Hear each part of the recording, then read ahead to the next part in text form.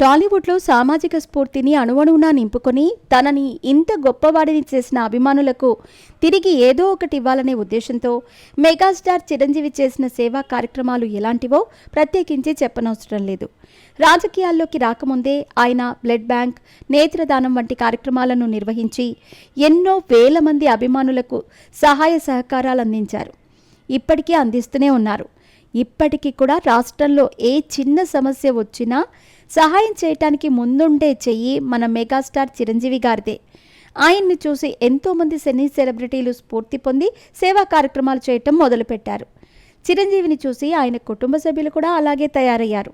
పవన్ కళ్యాణ్ గురించి ప్రత్యేకించి చెప్పనవసరం లేదు. ఆయన చేసిన సేవా కార్యక్రమాలతో నేడు డిప్యూటీ సీఎం హోదాలో ఉన్నారు. ఇక రామ్ చరణ్, సాయి ధరమ్ తేజ్ వంటి వారు కూడా ఎన్నో సహాయ సహకారాలు అందించారు. రామ్ చరణ్ సతీమణి ఉపాసన కొడిదర గురించి ఈ విషయంలో ప్రత్యేకించి మాట్లాడుకోవాలి. దేశంలో ఉన్న అపోలో హాస్పిటల్ అన్నింటికీ ఆమె చైర్మన్ అయినప్పటికీ కూడా ఇసుమంత గర్వం కూడా ఆమెలో కనిపించదు. సోషల్ మీడియా ద్వారా ఎన్నో హెల్త్ టిప్స్ చెప్తూ అందరికీ ఉపయోగపడే పోస్టులు వేసే ఉపాసన తన అపోలో హాస్పిటల్స్ ద్వారా ఎన్నో సేవా కార్యక్రమాలు నిర్వహించింది. రీసెంట్గా ఆమె 150కి పైగా అనాథాశ్రమాలను దత్తత తీసుకుని తన విశాల హృదయాన్ని చాటుకుంది.